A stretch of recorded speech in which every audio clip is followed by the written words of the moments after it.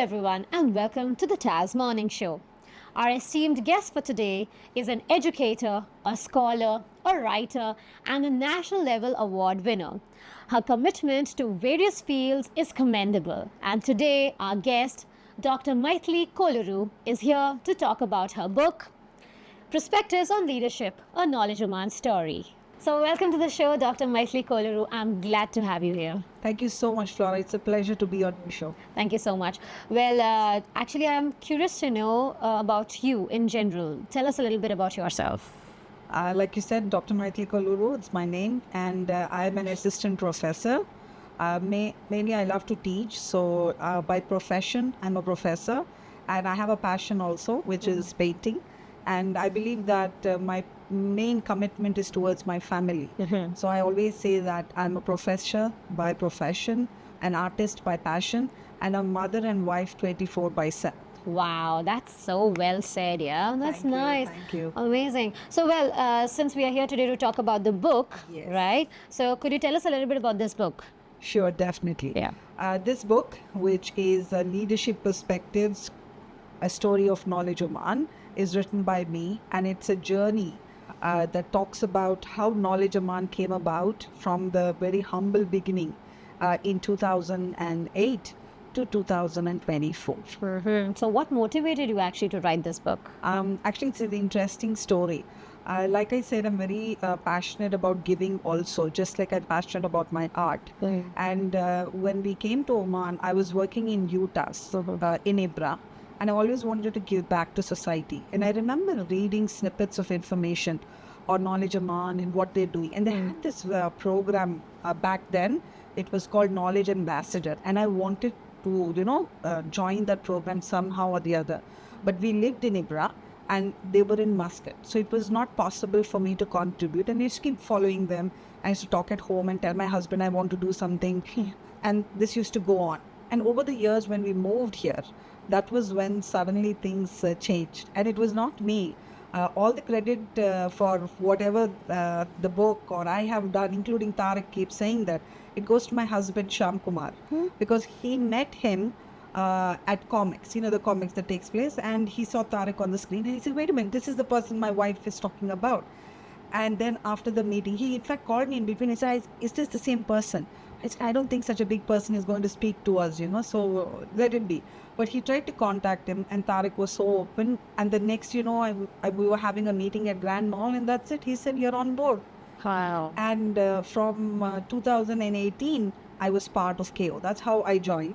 And now you can see that another milestone they have achieved and I have also contributed through the book. Lovely.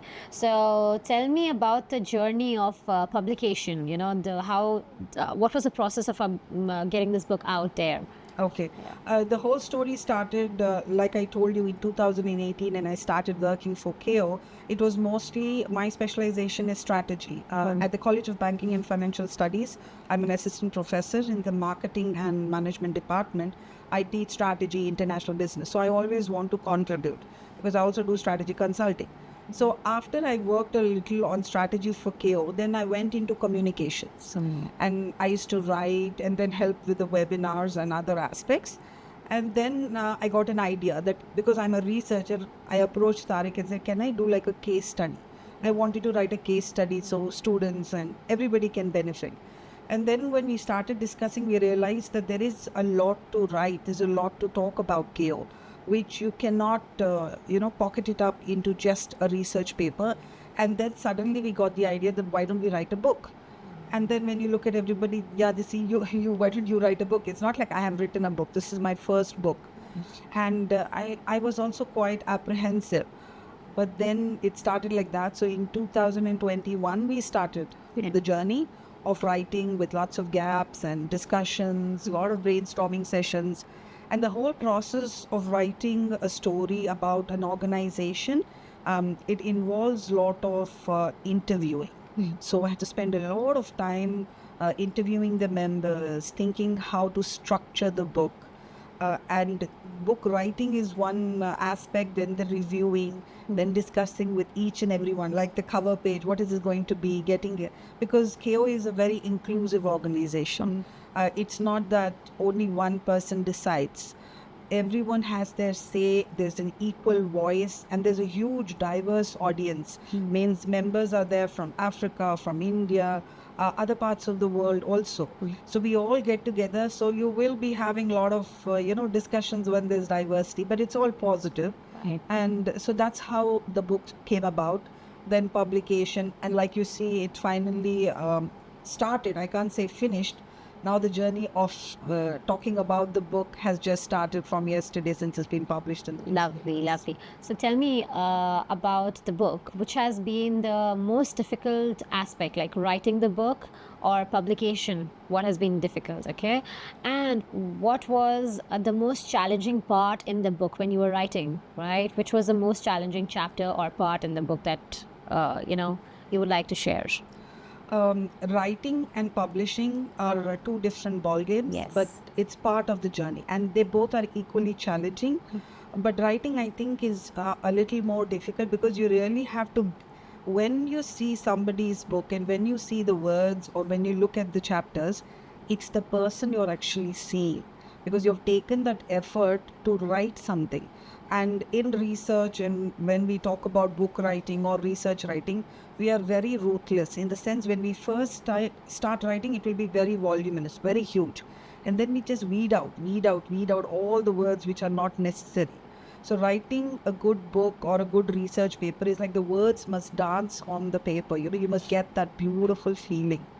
And this book is like a fresh cup of coffee. It's just refreshing. It's a refreshing one-time read. I have people who say they just read it and they put it down. So far, already the feedback I've got, which is the chapter I like the most also, that's the one on leadership, where I've taken the reader through the journey of how each leader has led the organization. But this is a 100% voluntary organization. Each one of us are giving our time, effort, and energy, and we feel we're giving back to society. And I've been doing this all throughout. Even when I was in US, I was involved in many activities in India also. So it's my kind of give back. Same for everyone. They have their own reasons. They want to give back to society. So when we were developing that leadership, it was that each individual, and we have leaders who were from different parts of the world, and each one contributing, leading in a different way.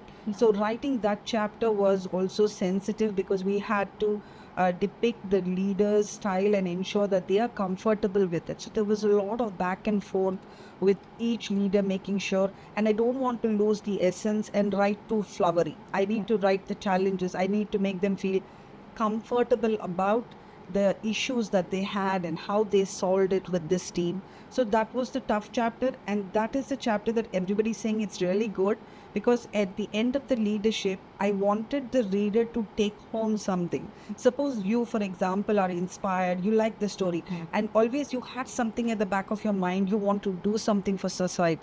So that leadership corner is giving you snippets of what did they do, what were the core skills they used, and what can you do as a leader.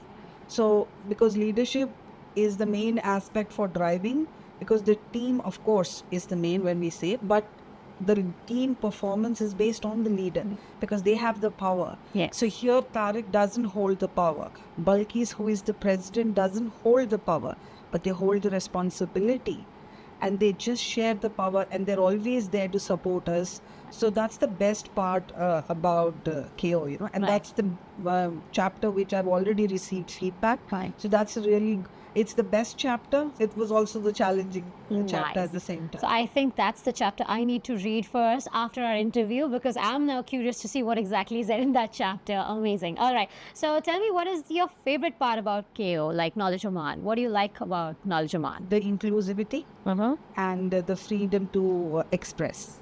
So it's that you are given a free chance. Like I said, I started with strategy, and then after some time I moved on to communication. So it's like you have a free hand, and we all contribute. There is no pressure.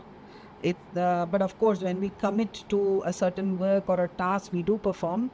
But the diversity and the manner in which KO appreciates everybody, and whatever little we do, they make us feel as if we have done a lot. So that really encourages us.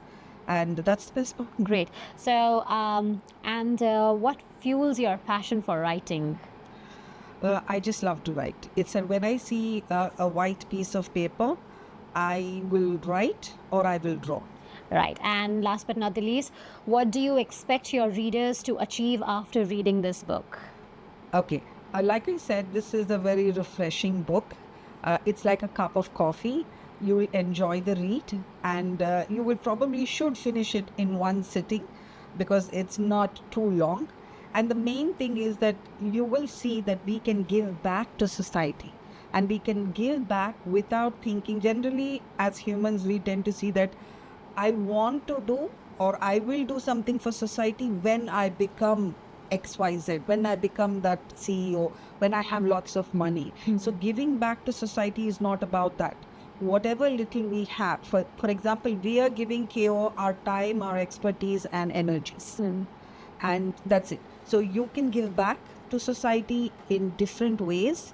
And like I said, each chapter shows you how humble the beginnings were and how much we have achieved, the impact that KO has achieved over the years till date with the latest launch of the Knowledge Academy and how we were in 2008. So this whole journey will show a reader, when you put the book down, you will feel empowered that you too can make a difference with whatever little you have in whichever way you want to give back to society. Perfect. Now you're actually motivating me so much to pick up the book and start reading now. Please do. Amazing, because I am so curious to read all the chapters now. And since you said it can be read in one sitting, I'm going to be reading it now. All right. Thank you so much. It was a great chat, and I wish you all the best for your future. To many more books ahead, yeah? Yes, in fact, at that point, I would also like to mention that I'm working on 2 more books. Lovely. One book is called The Mindful Workplace, a dossier of productivity and mindfulness. I don't know if you practice or do meditation. I do. mindfulness. I do. That's why you're That's so my vibrant piece. and smiling. Thank you. Yes. That's my piece, to be honest. Yeah. And that's done at a corporate level. So the book is on that. And another book I'm working with a professor, Mavis Guttu from Edinburgh University in Scotland. It's on future of work of the G7 countries. So a lot of people are asking about that book a lot because the future of work is changing. So lots of research, lots of books coming up also. Great. You're a busy lady, and I'm glad to see more books ahead, yeah? Thank you so much. Thank It you was so a pleasure much. being here. Thank you so much for a nice chat, and thank you so much for watching the morning show. For more updates like these, follow the Arabian Stories.